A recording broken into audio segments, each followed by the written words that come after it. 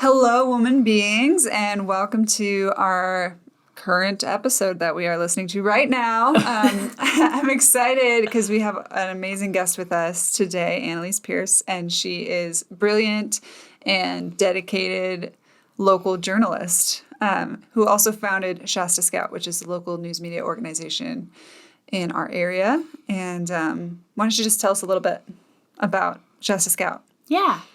So Shasta Scout is brand new. We just launched this year in Shasta County, and we are hyper-local. We pretty much cover the Shasta County area. We're independent, so we're not owned by any big news media corporation, and we're not nonprofit. So that's really important to us that we exist for the public good. Amazing. And so Annelise has been telling us all about, learning to educate the community and help, foster a more well-informed city and county. So I'm excited to share more with you in a minute. This is Woman Being, where we explore thoughts and opinions and have the freedom to change our minds. Without expectation or judgment, we will hold a safe space and support each other as we navigate together in the form of feminine. So Annelise, thank you so much for being here with us today. It's really an honor that you chose to come on, and we're super thankful and excited to hear what you have to say.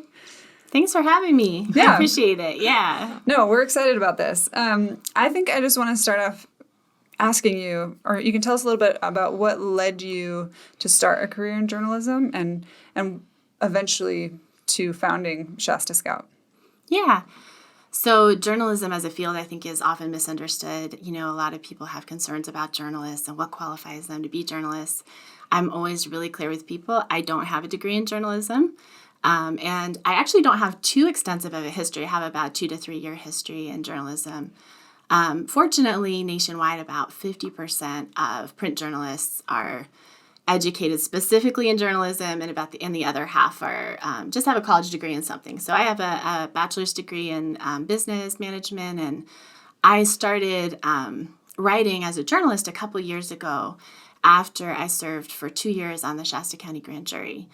And when I was on the jury, a lot of people don't know what the jury does exactly, but basically we investigate local government.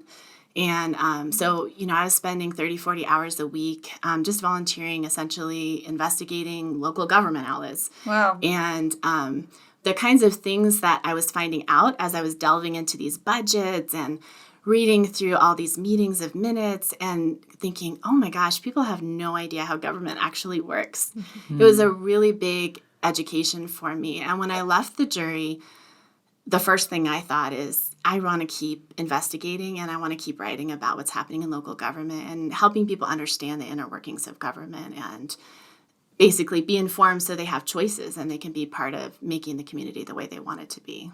Yeah. Will you tell us a little bit more about what it means to serve on a grand jury? I mean, 30, 40 hours of volunteer work, that's incredible. But what are you doing? Yeah, exactly.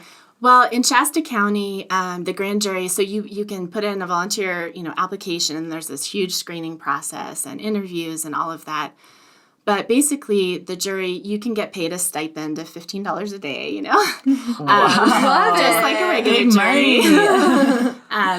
So it's mostly retirees, but I was in a transitional phase of my life where I couldn't commit to a full-time job, but I also had a lot of energy and a lot of intellect that I wanted to use. So that kind of drew me to it. But yeah, so basically, the inner workings of the jury are super secret and confidential, but what you do as a team of people is you decide what you're going to investigate. And the public can submit complaints, essentially. So you could say, the city manager is corrupt, or you could say, they're wasting money in the fire department, or whatever you wanted to say, right? And then the grand jury can investigate that. They can also just choose things to investigate based on their own research. So basically what grand juries do is they just do a lot of watching what's happening in the public sphere and then looking into it. You have a lot of power to investigate, so you can basically request any document you want from government, whether it's publicly available or not. So all of these internal documents that most of the public can't get hold of, the jury can. Wow. You can also call anyone as a witness to interview before the grand jury. And so that means, the police chief, the sheriff, every city manager in Shasta County, every council member, and you can ask them any questions you want. And they are supposed to tell the truth, the whole truth, and nothing but the truth. You take minutes and notes from those interviews, and between the data you're collecting, all the paperwork you're looking at, there have been, grand jury investigations into, say, water management practices. So they're looking at exactly how much people are being charged. They're looking at the minutes of the local public meetings, but then they're also looking at emails of the water district officials behind the scenes. Oh, wow. What did they really say? Those kinds of things. And then they're calling those people in and saying, the public says this. We see your budget says this. You said this publicly, which contradicts your budget. Those kinds of things. Now, we can't publish those entire interviews. So every grand jury member has all these secrets that they've learned, that will never come out to the public. Oh, interesting. What we do is eventually we write, if we vote as a body to do so, we write a report on the subject. So let's say on water, we might do 12, 14 interviews. We might look at thousands of pages of documentation. And eventually it's all compiled into a report that might be 10 or 12 pages, explains to the public what we found, and then makes recommendations on what we think should be done. Those recommendations are then basically voted on by whoever's over that jurisdiction. So that's where it gets tricky, is that the jury doesn't really have any power to make change other than to sway public opinion, because eventually whoever manages the water district can just say, we disagree with your findings.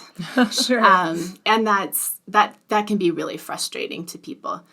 And that's partly, I think, why I came away from it going, okay, but swaying the public opinion, people have no idea that they could run with those results. When we report something, they could then take that and do something with it. And journalism's the same way. You just report the truth, and it's up to the people how they handle it. Wow.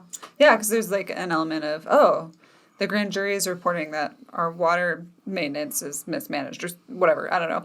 And the people can then go, let's protest this. Let's, I don't know, recall the city water manager. I don't know if that's a thing, but, vote someone in who's going to advocate for water or whatever. Yes. Yeah, in this hypothetical. Yeah.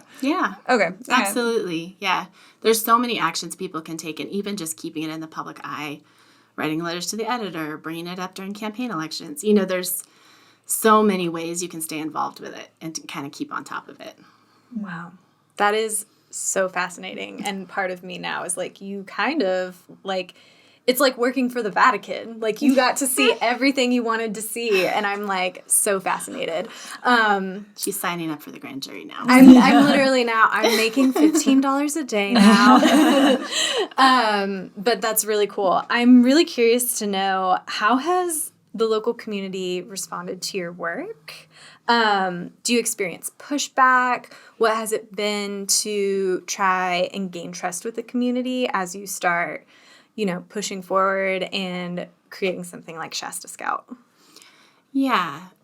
So basically, Shasta Scout is entering this news media community in Shasta County, right, where we have other newspapers. We have the Record Searchlight, which is a very old newspaper. It's been around for a long time, and it has quite a few dedicated local reporters, which is a really huge benefit to our community to have local people. It is owned by a very large group that has papers all over. And so how that's affected people is basically, generally they're seeing less local news and more regional and national news in their paper, and that's been really frustrating to people. We also have a news cafe, which I used to write for Donnie at a news cafe, and that's another kind of local news source. That is mostly opinion, kind of a little bit of a blog style kind of opinion. So as we've kind of entered into that, our job is to kind of convince the community, this is who we are, this is how we're different. And this is why the community needs us. We are not advocating for pushing out any of our competitors, or trying to monopolize the market, because what's happening in news media is we need as many good journalists as we can in every community. And so it's good to have more of us. But yeah, so as we've kind of come in, that's one thing we had to keep in mind is stay in our lane. What are we good at? Well, our main focus is investigative reporting. So going a little bit deeper. And that has a tendency to annoy people, much like being a grand juror, actually. Usually officials aren't thrilled to be called in to answer questions from lay people. And the same thing is kind of true, when you contact leaders in the community and you're asking them hard questions. It's not popular. And even with, local, just locals who read our work or whatever, it's not always popular to report certain things. People just tend to back one thing or the other. If you back the blue, you don't really want me to write about police accountability. Or if you're, really strong on, crime accountability, you don't really want me to write about the needs of the unhoused or things like that. So generally there is pushback. There's quite a bit of pushback. And I think that's pretty typical in journalism overall. Yeah, that's super fair. Yeah, I mean, totally right now, for sure, I feel like news media specifically just has a really bad rap. Like, there's not a lot of public, approval of just news in general. Like, people default will say, yeah, I don't really trust everybody, but then there are some who are kind of like, I don't know, it just feels like a weird time. And maybe it's always been this way, and it's just because it feels heightened due to current circumstances. But yeah, like, it feels like the trust and appreciation for the establishment of journalism in general is kind of waning. Yeah, definitely. With Trump's presidency, there were a lot of calls to defund the media, and sometimes media would be, kind of targeted at some of the Trump rallies by attendees.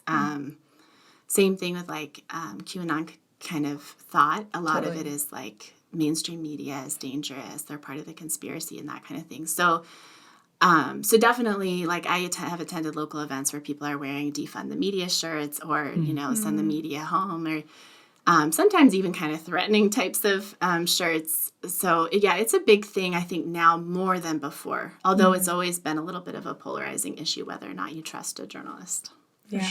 For sure.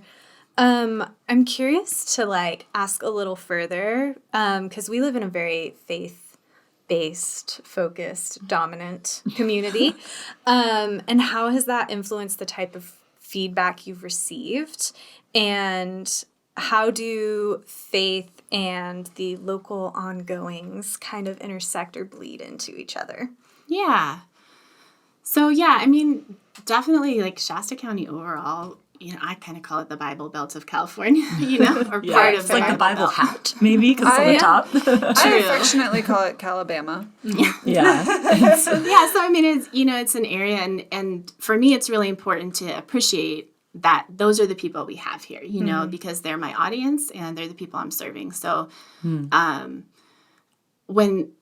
I think about this area, I think definitely, conservative, a lot of evangelical Christians, a lot of people whose faith guides them in life. We also have Bethel, obviously Bethel Church, which, they say their attendance is around 10,000, which is 10% of the city of Redding's total population. That is very unusual.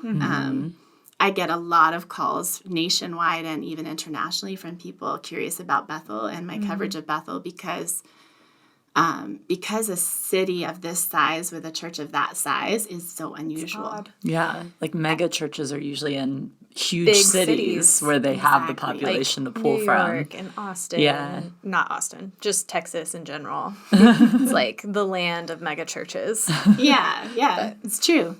So I think I cannot certainly ignore that, right? Bethel Church being as big as it is in a town this size. And then, of course, Bethel Church also has, a theology that they call Seven Mountains Mandate, which essentially says, we want to bring the kingdom of heaven to earth, and we're going to do that through infiltrating the seven mountains of society to bring them into alignment with what God wants. And of course, it's really important to remember that, if you're somebody who believes in that theology, that's a really positive, powerful thing to do because you're bringing, your city into the best place it can be. But if you're not part of that community, it can be scary to hear someone say that. You know, that a lot of people call that theology dominionism. People get really nervous that we have a city council member who's also a Bethel elder, that Bethel's nonprofit runs our, local civic venue where we have all our concerts, that we have a charter school that has a lot of connection to Bethel as well. So there's all these kinds of concerns about the separation of church and state and to what extent that kind of theology is, taking over in Reading. So that's a really, really important balance for me as a journalist, is to kind of interrogate that. There's nothing wrong with people of faith acting out their faith in the public sphere. That's part of having a faith, That's our First Amendment right. Exactly. Freedom of religion is a part of why we are happy to live in the United States. Yeah. And for most people, their faith drives their behavior in life. It's not just a Sunday thing. It determines a lot about who they marry, how many children they have, and what kind of work they do, what they do on their off time, all those things. So having an appreciation for all of that, but also an appreciation that, for other people, too much of what someone else believes is God's way of living introduced into the public sphere can also impinge on their constitutional rights. So it's really looking carefully at that and not taking sides, listening and being open to all perspectives, but just reporting the truth and reporting it in the context that matters. So when you just report what somebody says, that doesn't tell the whole story. You have to say, this is what they say, and here's the historical context. Here's how people who are marginalized feel about it. Here's what's happened in the past. Here's what that's led to. You have to add all of that context and analysis to make it meaningful.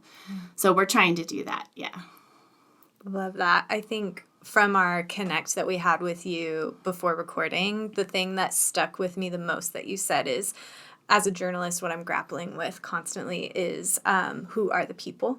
Is it the majority? Is it those that are loudest? Is it those that are here the longest? And I think being in a very religious-centered community, that's the question I've been asking myself is okay, who are the people in this situation in the greater area of Shasta County? I think that's a really important, really beautiful, good question to be asking. Yeah, our tagline at Shasta Scout is stories that build democracy. So our goal is that we want to tell the kind of stories that help the people to build the kind of democracy they want. And in order to do that, they need to be informed. They need to be informed about how elections work, about who's running, about all of the big players. They need to understand how power works. And big churches like Bethel are part of our power structure in Shasta County, and that's why, monitoring them, being a watchdog is so important. So that's our goal, is empowering the people. Knowledge is power, power to the people, right? So, it's really important for people to have the information they need to make the choices they want, whatever those choices are. Yeah, so I think what's so interesting, too, about living in such a faith-based community is as a deconstructing / recovering evangelical Christian, have found myself asking, why do I actually think it's my job to tell other people how to live their lives, right? I have set up my own bounds, if you will, or were raised to have a set amount of beliefs and boundaries that, like I said earlier, I'm deconstructing now. But my question to myself has been, why do I think it's my job to dictate or tell other people how they should live their lives? And as I approach my vote, government, whatever that looks like, I don't know that it's necessarily good or healthy to be trying to make society look the way I think God wants it to. I'm I think if you're really coming at it from a biblical perspective, God will work all things get together for good regardless. So maybe I just come and support from the standpoint of what's going to be the best, most beneficial way for everyone. Yeah, I think, nationwide, a lot of people are leaving Christianity, especially younger people. And I think a big reason for that is kind of exactly what you're bringing up, that, we tend to make a God in our image. and then that God tends to tell us to run things the way that looks good to us. And that's kind of like a reinforcing circle, right? When we view God one way, we see God's commands one way, and then we interpret them that way, and they tell us similar things to what we've been raised in and what we've believed. And unfortunately, the church in America, the evangelical church in America, is run primarily by white males, so that necessarily means a lot of the structures of religion and faith are centered around the perspectives of white males in leadership. And so that's where we have to be really careful that, when somebody says, this is what God wants earth to look like, that is not what a white man wants earth to look like, but that vision is honest and open to every kind of human, and that there aren't things entering into our political or social life that crowd out, parts of our community that need to be heard and that haven't been historically heard.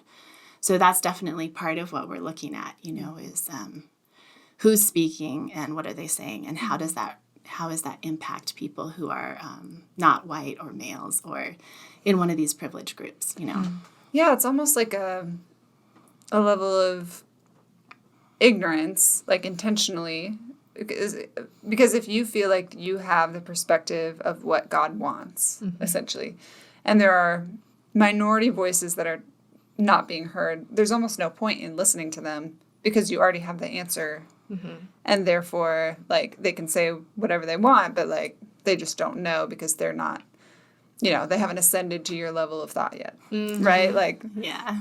It's the tricky thing about the absolute truth behind religious belief is, and again, I have a real appreciation that, when somebody is teaching that or living that out, that their belief is that it's best. And that's why they're doing it. They're not probably seeking power and control and to make the world like them.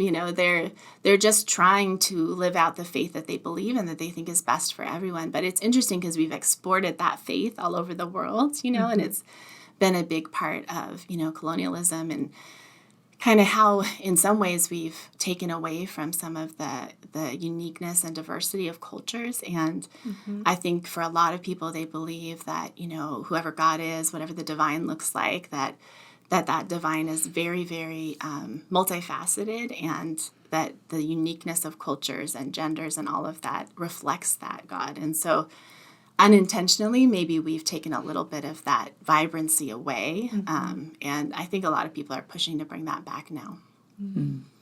Yeah, you said something really interesting about, like, the way that people view God and how that impacts then how they respond. So, like, I think you said something along the lines of, like, they're viewing God as an image of themselves. And there's, like, this concept, I don't know what, like, if there's, like, a name to this concept, but I've heard theologians talk about it, which is, like, this idea of, like, the super being versus the hyper being versus the ground of being versus God as event, which are, like, different ways of viewing, like, I'm learning. Deity. Yeah. No, it's super fascinating. It's slightly tangential, but I'll just try to explain it really quickly to get across the point that I'm trying to make. So, like, the super being is, like, basically God is a bigger version of ourselves. So we are God, essentially. And then hyper being is God defined as, like, elemental, or so, like, the Bible uses that, like, the Christian Bible uses that in the terms of, like, God being a cloud of smoke or being in the wind, but it also uses the super being in talking about God being essentially superhuman, if that makes sense. And then ground of being is the idea that sort of everything arises from God. So, like, God is this ultimate source of all things. And everything that you say about God, and that sort of becomes, like, symbolic. It's almost like it's de-objectifying God or deity. And then God as event is, like, sort of like using God as a way to personify sort of, like, things that are typically seen as good. So, like, love or justice or freedom or things like that. Like, God is those things. So we say in the Christian religion, God is love, right? So anyways, all those things to say, like, when we look at God through one lens, which is that God is just essentially a bigger version of ourselves, then God can only be distilled down to decisions that make sense to us, and our political decisions and our social decisions and the way that we use our money and the way that our church operates is then based off of like what we as people would do rather than maybe what a more multifaceted view of God would produce. And so I think that, and in some ways, like, I mean, this is getting into the weeds a bit, but like in some ways the idea of just looking at God as like this super being, this like superhuman, is a bit like narcissistic because people are flawed. But like I think it's very interesting that you brought that up. Like people are seeing God as like an image of themselves, and that really like the way that you would vote is really affected if you see God as that versus if you saw God as just love. Or if you just see God as the source of all things, or maybe you see God as all of those things, and then that really informs the way that you're going to vote and make all sorts of decisions as well. Well, and you mentioned we as people. That can mean, like, we as people can sound very holistic and inclusive, but oftentimes it's more so we as people in this specific context that I live and understand. Yep. And so that's where, like, silos begin happening in communities where minorities are unheard, the loudest voices are heard, whether they're a majority or a minority. You know, like the church can have lots of power. The church can have a little bit of power. It depends on which one, you know. So Yeah. It's interesting. Yeah, it's really interesting too because, you know, if you think about charismatic or Pentecostal types of churches, which Bethel falls under that category, there's a belief that God speaks to us now, today, and he's speaking to us, you know, about our issues now. So if I want to know, you know, how to vote in the California governor recall election, you know, I can ask God about that and God will tell me. And so that's really interesting because depending on how we're actually hearing, you know, are we hearing from God or are we hearing from our imagination? All of these things matter, right? Because otherwise, you know, big political movements can be driven by feeling God told us to do this. And if we look historically, God telling people to do things has frequently led to genocidal kinds of behaviors, you know, which obviously we're not seeing here, but it's just something that historically, when we look at the context, can be dangerous. In so many ways, right now in our culture, everyone is experiencing a different version of reality almost, it seems. Like there's so many things that I hear that people believe when they consume different news outlets or different media outlets, and it is so radically different from what I'm hearing. And that's sort of a phenomenon that I feel like has been, I don't know if it's been increasing in the past few years or if our awareness of it has been increasing in the past few years, or if it's magnified specifically by like technology. I know that, I mean, if you've seen the movie, what is it, The Social Dilemma? Is that what it's called? We watched it and talked about it on an episode of season 1 of the podcast, if you want to listen to it.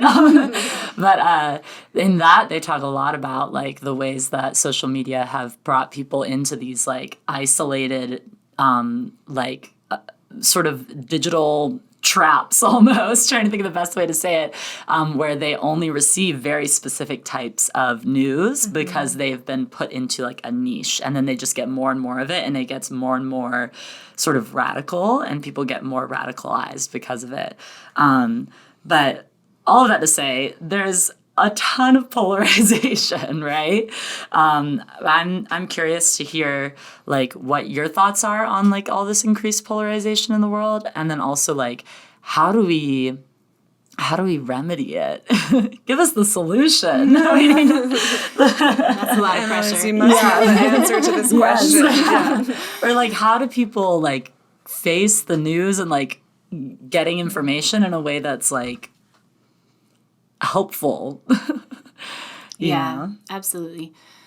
Yeah, it's interesting. On the Shasta Scout social media pages, we try to repost all the research that's coming out about how people polarize. It's really fascinating to see how, like, for example, your Facebook news feed, is going to contain the things that reinforce your current beliefs, Yeah. whatever they are. And we also had a really interesting opinion piece that was written recently by a local psychotherapist that was about polarization, and where he explained psychologically the phenomena of within a few seconds of meeting somebody or reading something or seeing something, our brains are just evolutionarily wired to make a decision, threat or safe.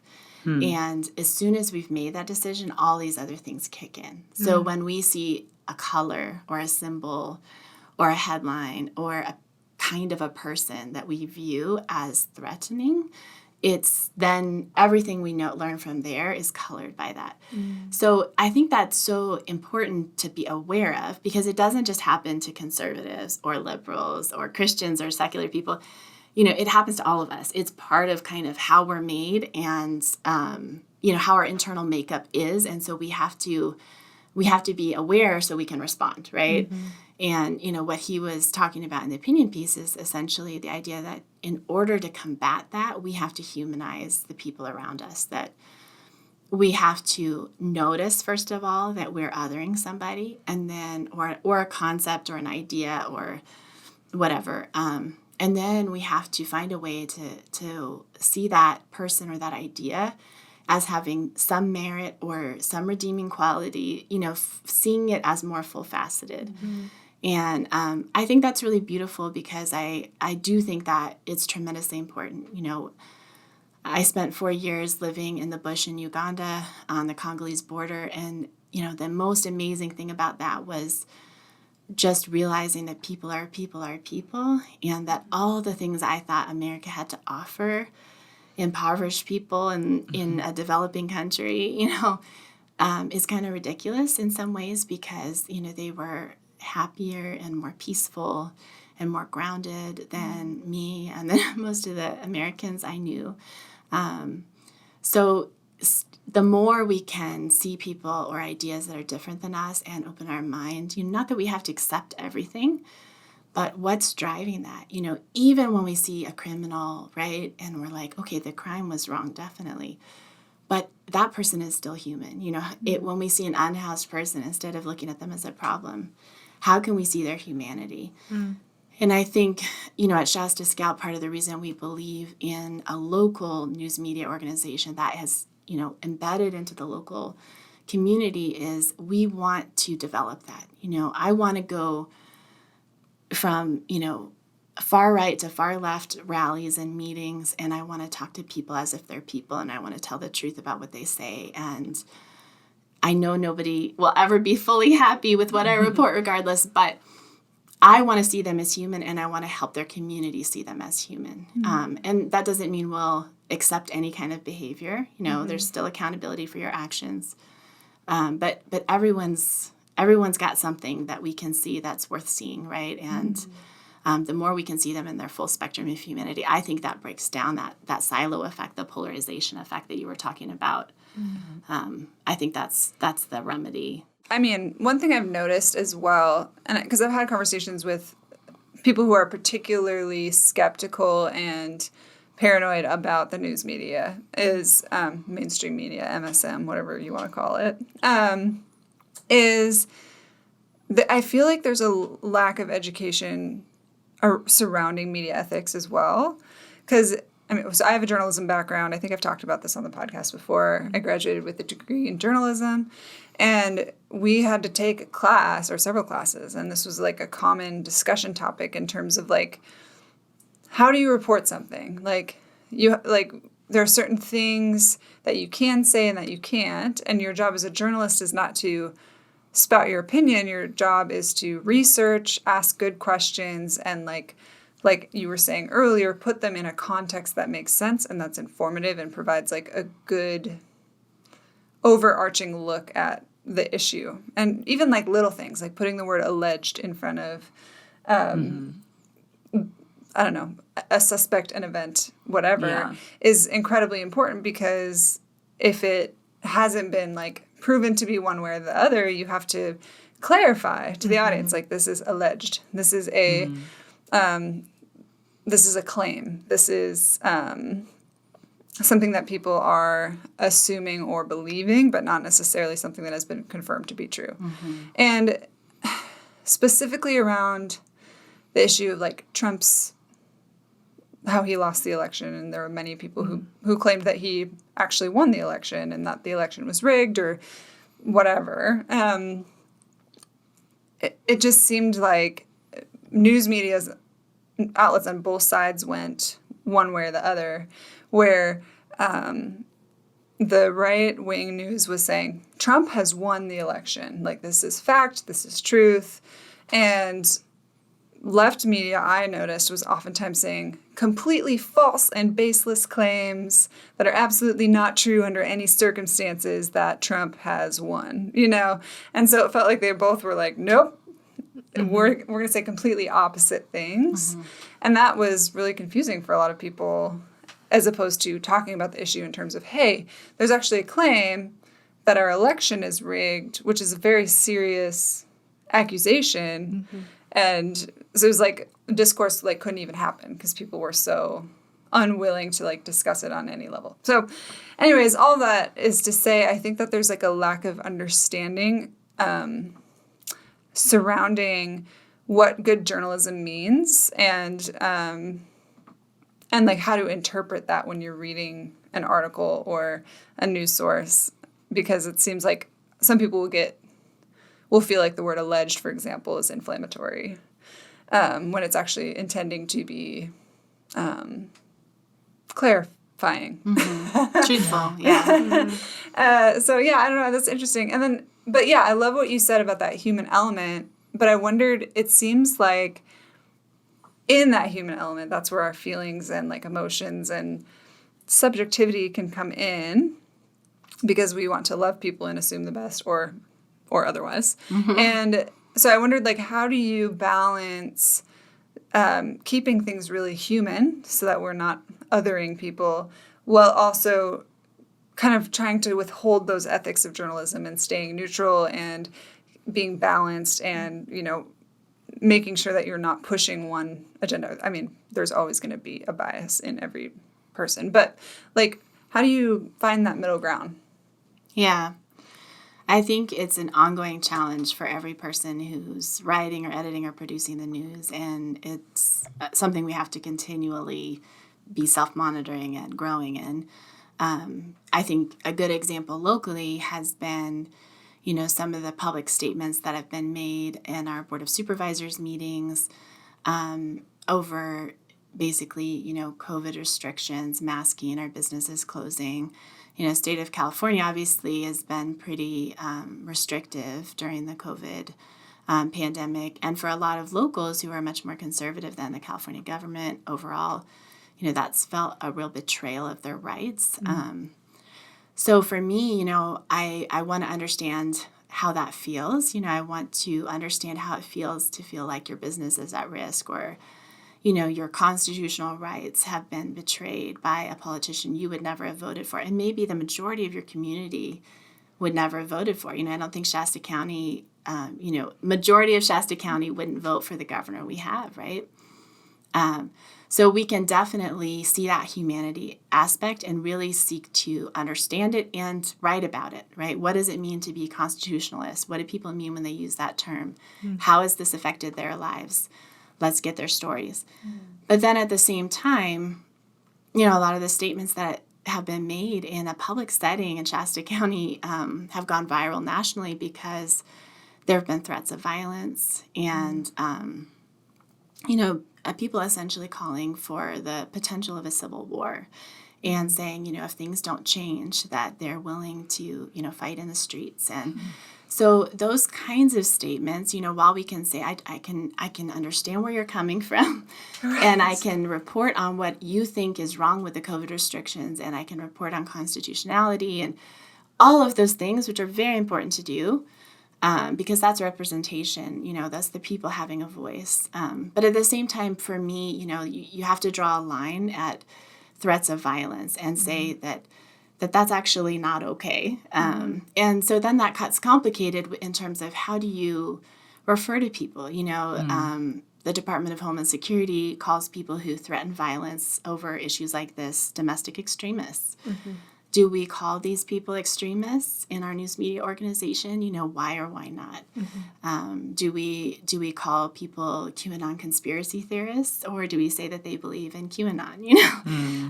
Big difference. Yeah. These are those, very tricky, and maybe it doesn't feel tricky to someone else, but imagine what it feels like to be called an extremist when you feel like you're fighting for what you believe is right. Yeah. And then at the same time, imagine how it feels to have somebody who's threatened your life just be called an activist. Yeah. So, both ways, there's going to be really strong feelings. And that's where we have to go, like you said, you can't be just feelings-based about it, where you have to go back to, what are the facts about what kind of speech is protected, about, what public discourse looks like, what the Constitution was meant to offer and provide to us, and all of this historical analysis. And then how do these kinds of statements make, less privileged people feel, or minorities, or how, even if somebody doesn't believe in COVID restrictions themselves, maybe they have the means to get COVID and get better. And then there's other people who don't have health insurance, or don't have access to a hospital, or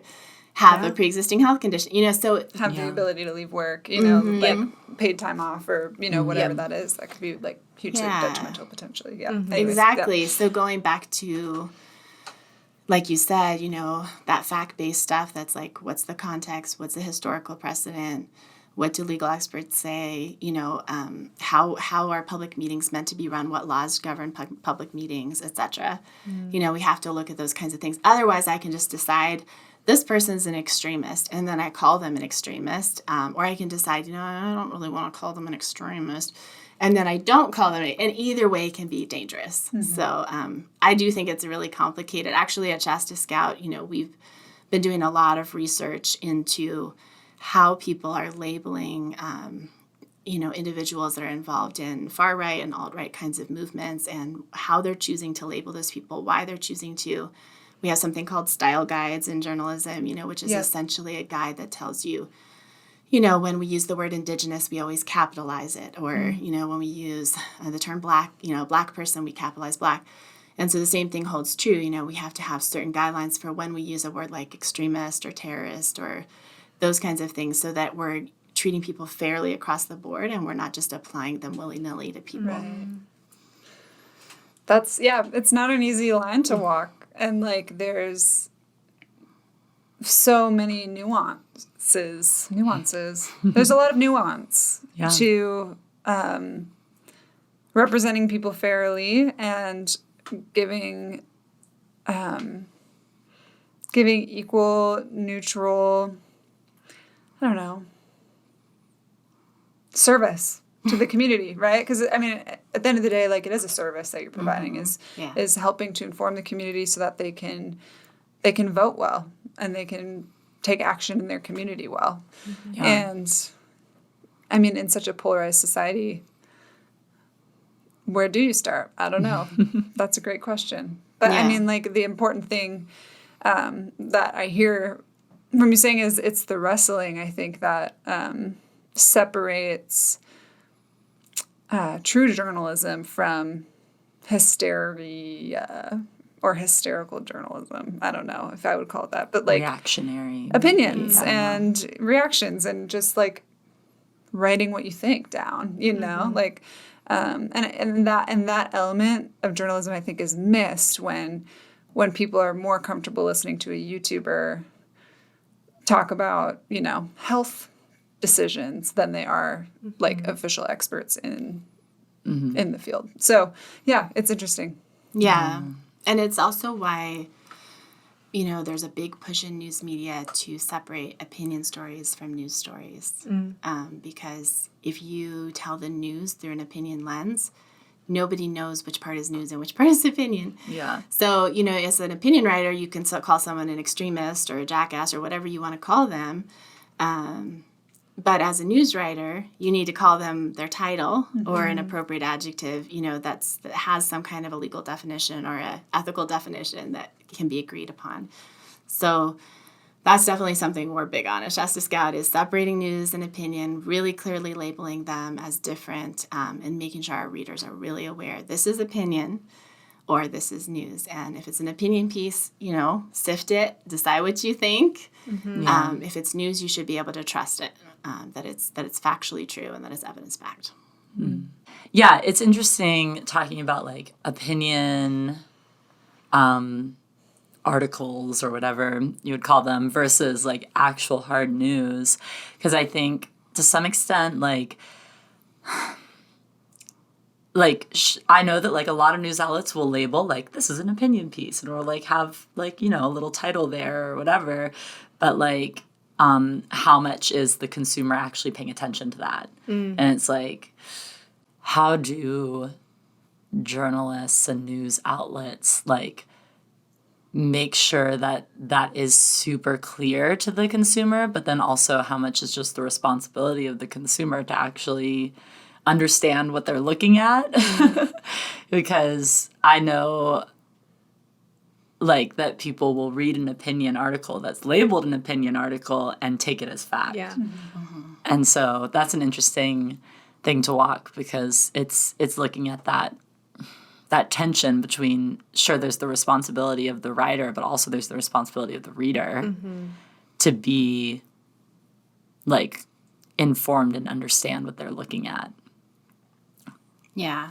And like you were talking about with YouTubers, you know, that's where we had to be thinking about the source of what we're reading or learning from all the time. The information coming out about misinformation, a lot of misinformation is coming from people who don't really have like a news or a journalism platform, but they're trusted. And it's also one of the really interesting things, like locally, say with a group like Bethel Church or some of these political activists locally, if they're trusted, if they have somebody who's, well-respected and charismatic, then a lot of times, that person has more sway and authority over someone than like, the news article that I took 3 days writing, Totally. That's discouraging, but I think that is part of the journey of what we're developing in terms of a civic news media organization, is that we also have to educate the community. We're hoping in the future that we're going to be developing, like a whole team of volunteers who will do things like attend public meetings and tweet from them and just tell people what's happening. No editorial, no commentary, just getting people involved to realize like actually the work of reporting on your community is boring a lot of times and hard. And, it seems easy at first. You hear some statement and you're like, oh, well, I'm going to write a story on that. And then it's like, oh, now that I look at the documents and the data and the budgets, it's a lot more murky. And now that I've talked to two people on opposite sides, I don't even know which one to believe. And that's kind of what we want people to understand, is like anyone can tell you anything. And it's really hard to sort out the truth. And that's why journalism is a profession. And that's why it costs a lot of money and it's labor intensive, and why we have to fund it as a community, because somebody has to do that work. And we're not as good at it as individuals as we think we are, like we're just like, well, I read this article on Facebook, like, well, who wrote it? Or like, what source was it from? Like, I'm not sure, And they're like, okay, well, how old I is would that want to source? know. Or, yes. There's so many things. Yeah. It's a complex world. There's so much information out there. Oh, absolutely. I know for myself, if you do the Enneagram, I'm a 1. So I have a high value for truth and correctness. But also, there's a lot of gray. And so I feel like every conversation I have, specifically in the workplace, I'm like, well, I don't know. I read an article that said this, but I don't know how true that is. And everyone's just like, but you just said this. And I'm like, well, yeah, but like I haven't referenced that. I haven't done all these things. And they're just like, well, you read an article, so it sounds great. And I'm just like, no, that's not how it works, but thanks. Well, and especially we mentioned like people who are trusted, like either prominent members of the community or celebrities or YouTubers that have a large following. I think that there's just it's just not necessarily in people's awareness that that person has not made a commitment to looking at all sides of the issue before making a statement or delivering their opinion. And so when we hear from whatever makeup artist that X brand is throwing plastic into the sea. And we're like, well, I like him and I've learned a lot of things, so I just believe point blank that that's true, and I'm going to vote on this referendum to cancel that corporation. I don't know, this is like I'm making this up. It's like, oh, so it's getting really wild. But like we're not considering like, oh, well, is this person like checking their sources, and like where did they learn that information, and like what is their personal commitment to providing as accurate information as possible, or are they just like saying things? And I don't think we think that. I don't think we think about that, especially in religious communities. When a pastor is up on the pulpit and they say, X thing about whatever issue, and we go, oh, well, I heard it at church on Sunday, and that's the most trusted place I know, and so this must be true. Yeah. And then we come up with other reasons. There's like psychologically the first thing you hear is what you believe to be true, and to recant that in your brain, you actually have to go through cognitive dissonance, which is very difficult. So if your pastor on the pulpit says,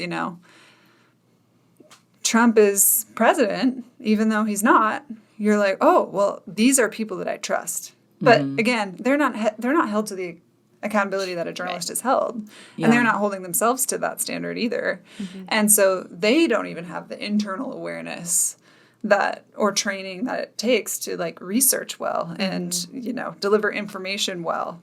And so, that to me is concerning. And I'm not saying that every journalistic expert has to have had an education or whatever. Obviously you haven't, but you very clearly have a value for those principles, which is so important. Yeah. And then when money gets into when you throw money into the pot, everything gets a little murky. So, I mean, I appreciate that about Shasta Scout being nonprofit as well. Yeah. It seems like there's,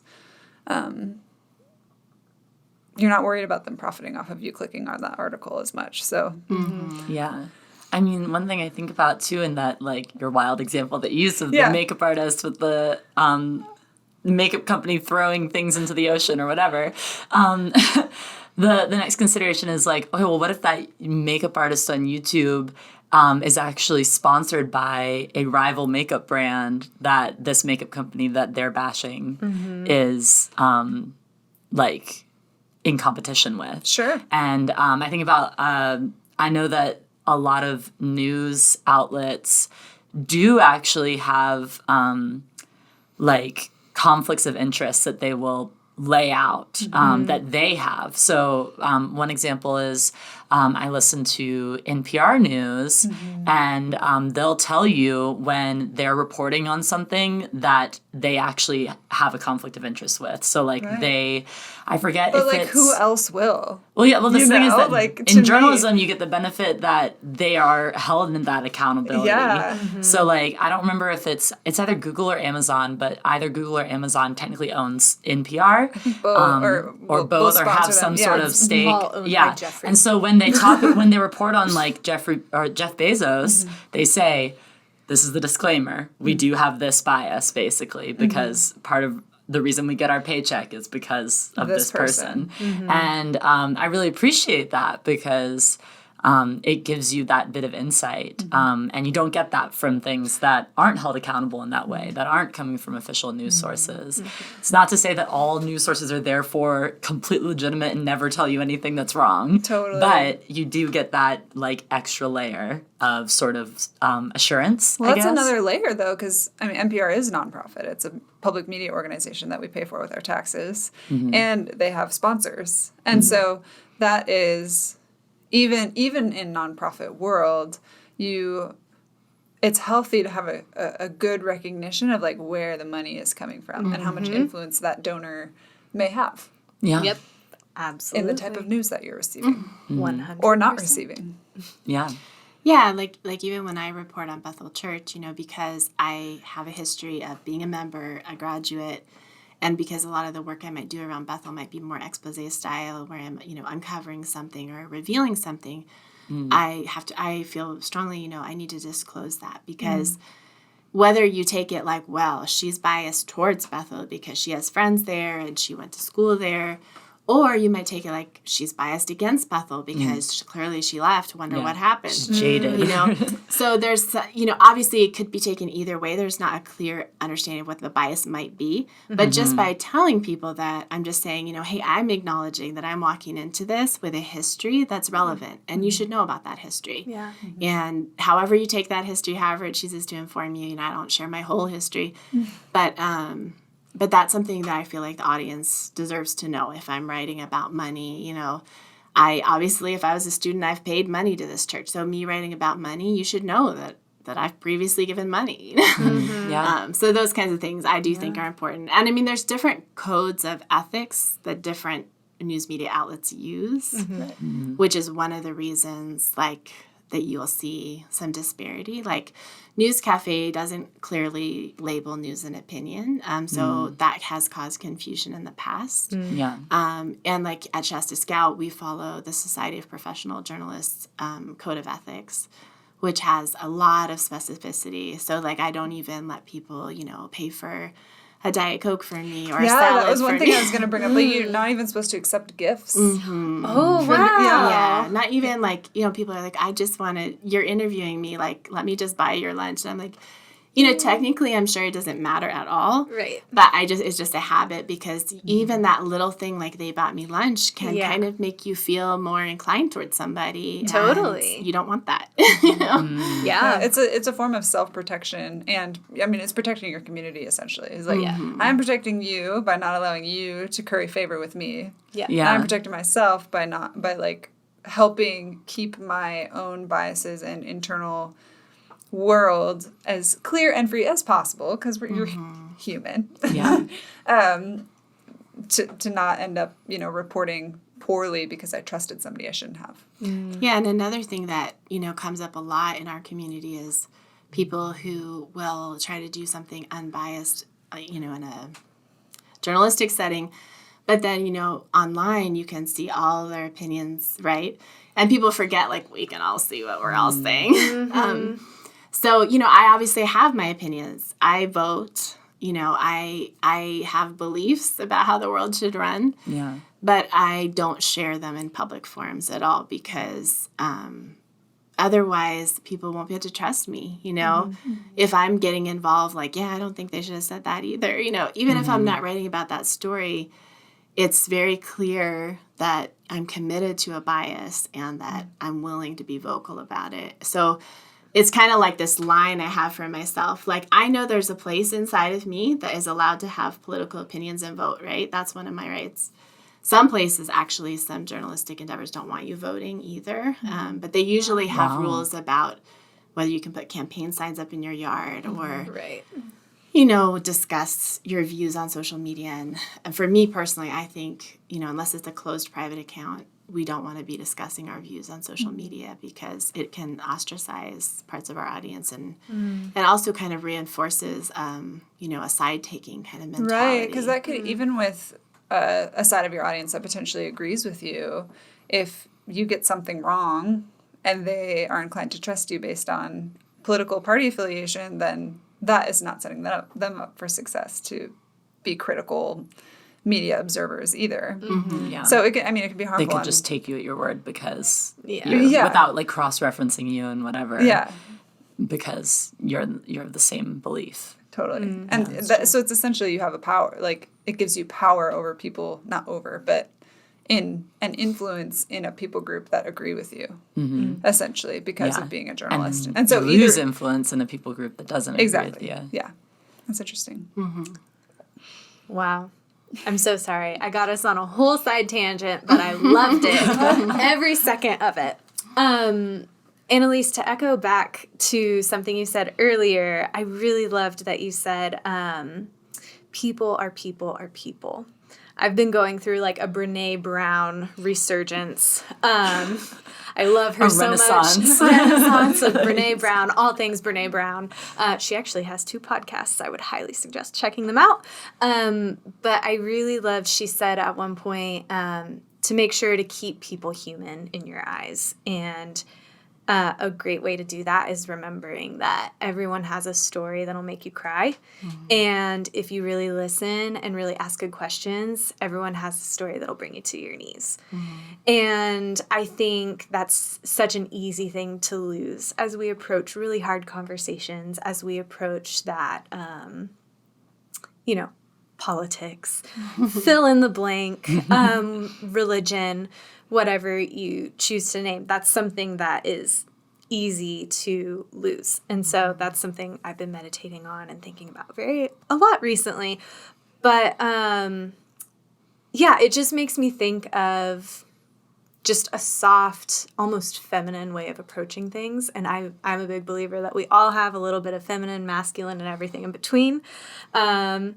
But I'm curious to know how the fact that you're a woman has played a role in your journalism, how it's affected the opportunities you've had or lack of opportunities, or maybe bulldozing your way into some opportunities. I don't know.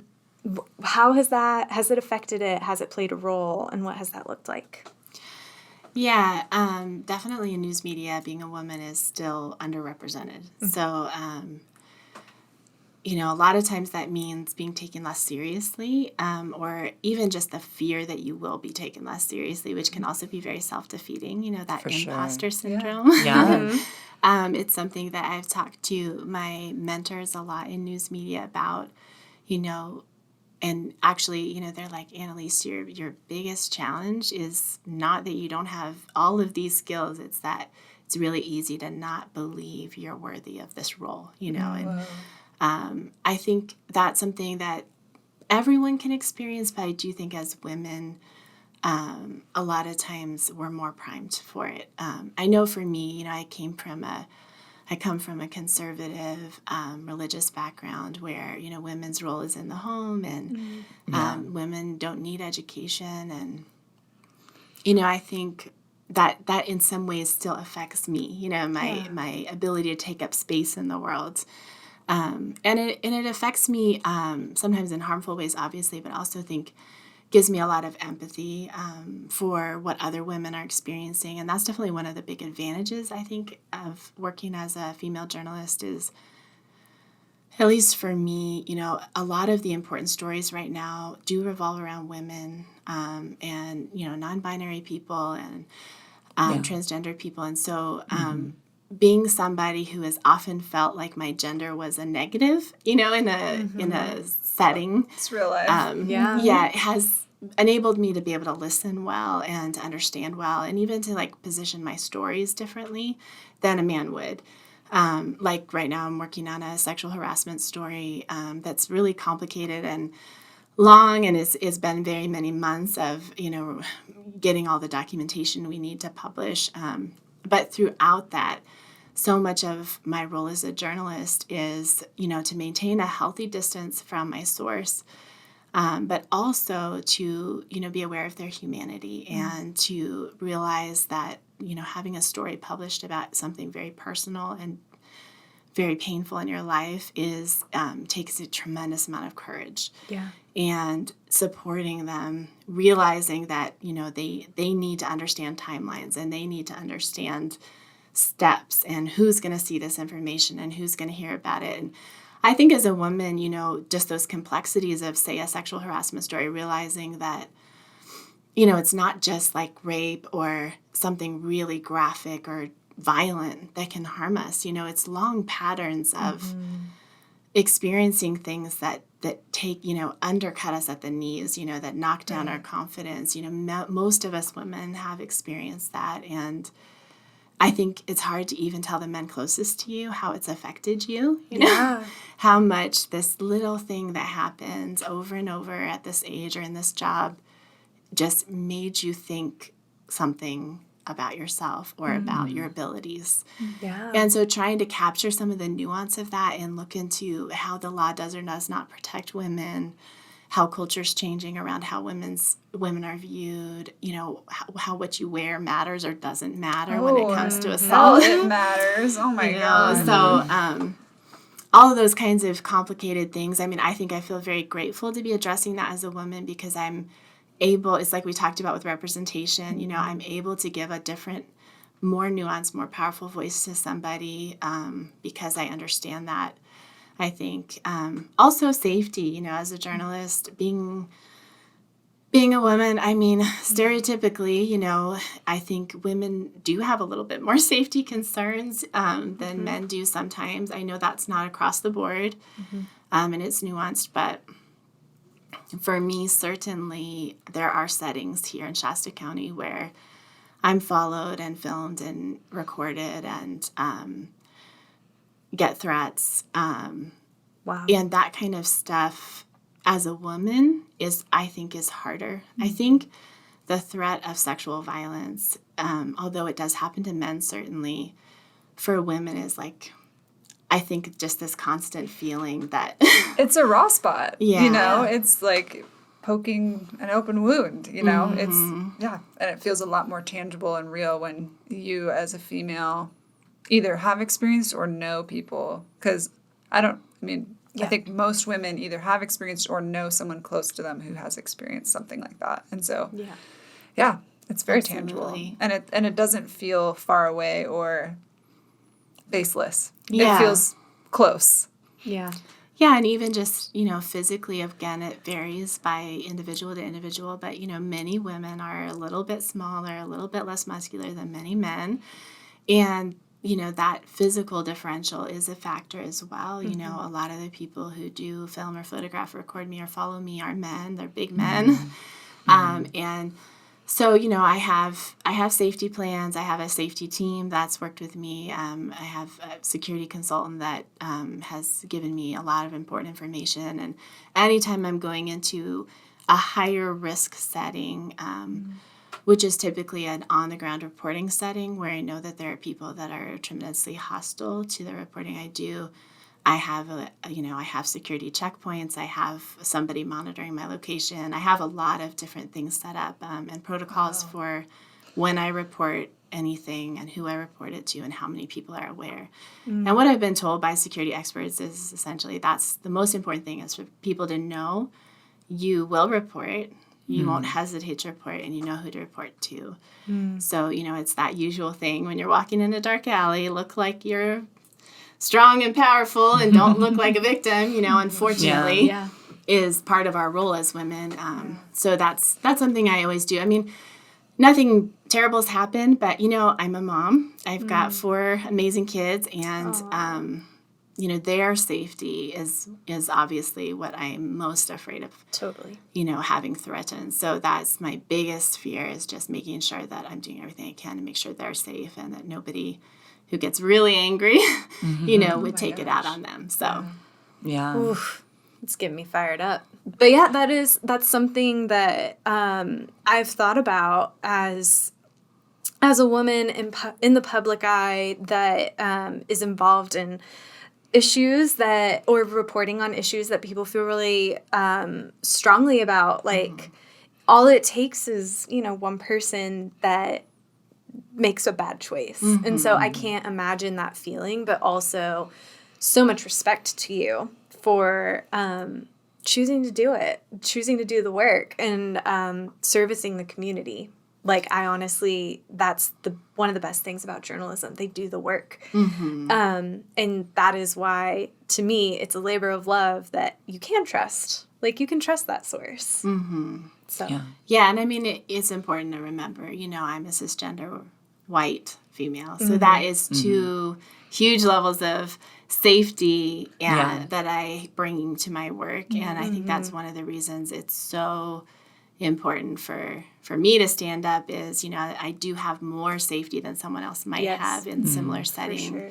So it's important for me to be able to put myself out there and, you know, and do that work where somebody else might be even less safe to do it, you know? Yeah. Absolutely. I mean, even if you think too about being in the United States, like Absolutely. being a journalist in some countries is basically a death sentence. Absolutely. And in Afghanistan right now, you know. yes, there's so many nations where it's nearly impossible to be a journalist and not constantly fear for your safety in a very real life or death type of way. And so I guess all this is to say that, like,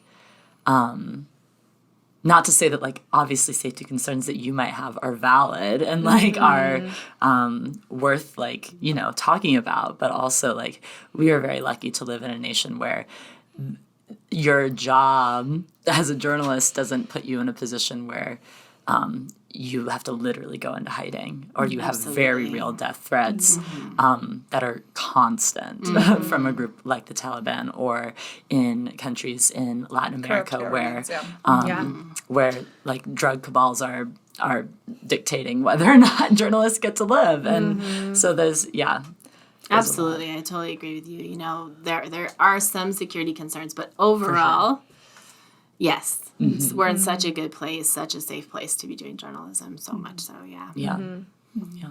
Wow. Well, thank you so much for sharing all of this, Annelise. Like, it's been super informative, and I really enjoy listening to you process your thought process towards journalism, towards the founding of Shasta Scout, and your intentions for this community. And I think in general, like, just the purpose of journalism as a whole, like why we have freedom of press and why it's so incredibly crucial to our nation and our democracy. Yeah.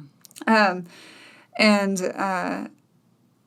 we asked this question to all of our guests, and we prepared you for this, but so I wanted to hear from you what woman being means to you. Yeah. So, you know, I talked a little bit about my experience of being a woman and how it does influence me every day. But I think coming, as I said, out of this background where what being a woman was very defined, you know, where a lot of women wore head coverings even, and, you know, didn't wear pants because, you know, too masculine. One of the things that I really take as far as woman being right now is that there's just this really wide spectrum of experiences and expressions of, like you talked about, femininity, of gender in general, you know, how people identify and how they express that identity. I've been learning a lot about, you know, how I do identify as a woman, you know, as a cisgender woman, but I've been learning a lot about how differently everyone is expressing their gender, and how many people incorporate aspects of woman being into themselves, whether they're biologically female or not. So for me, it's really, again, I talked about earlier, like that spectrum of humanity, you know, the idea that, you know, whatever you believe in as far as a higher power, you know, that there's all these facets of humanity. And so when I think about woman being, I think about it's amazing how many different ways there are to express femininity, to express gender, to express womanhood, whether you know, have children or don't have children, whether you marry or don't marry, whether you're gay or straight, you know, transgender, non-binary, all of those things. It's beautiful to embrace all of it, you know. So for me, it's kind of like I know who I am, but I'm almost more interested in seeing all the other ways to be woman, you know, and to be human, and that you know, however you refer to yourself, you know, it's just one aspect of humanity. So it's a journey. It's been a long journey for me, you know, kind of coming from women are allowed to lead and women are allowed to do things, you know, coming out of that restrictive background to now saying, you know, I don't know that being a woman is the most important thing to me anymore, because it's more about humanity to me, and not limiting ourselves into gender roles or gender expressions, but being whoever we are, you know. Being whoever we are. That's good. Simple. Yeah. And then I know you have some resources to share with us and some plugs on where we can find you on Instagram, social media, wherever, and your website, that sort of thing. And then also how we can help Shasta Scout, or what kind of support. Oh, yeah. Absolutely. So our website is just www.shastascout.org. Some people ask, why are we called Shasta Scout? And we just say, because we scout out the truth. That's kind of, you know, how we think about it is like, you know, I think of myself as like an emissary from the people. You know, I go into the government buildings and I search through the files and I talk to the scary people so that you can learn the truth, you know. I'm your scout sent out into the bureaucracy and navigate the wilderness of rallies and protests so that I can carry a message home to everyone to help build democracy. And so we're also found at Shasta Scout on Twitter, Facebook, and Instagram.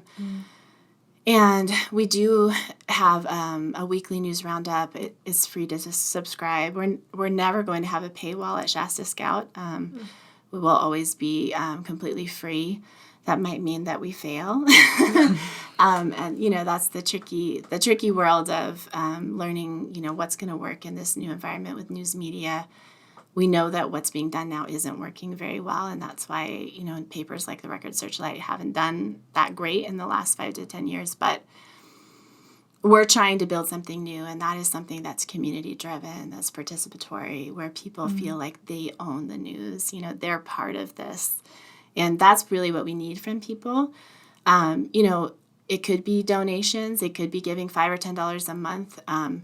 But a lot of it is also just sharing the stories, following us, giving us tips. You know, you can share tips anonymously or you can share them on the record. And we even have like secure ways through Signal and Proton Mail where if you work for the government and you want to drop us a file that you don't want anyone to see, you know, it's completely secure. So there's like a million ways to participate, from, you know, showing up to a public meeting for us, or donating, or sharing a story, or just reading along and telling us what you want to see more of. But our goal is, we really want people to see this as like the people's media, you know, that we're not here, you know, I don't pay myself, and I don't have any intention to pay myself. I'm doing this as a community service. Eventually, my successor in 3 to 5 years will need to probably pay them.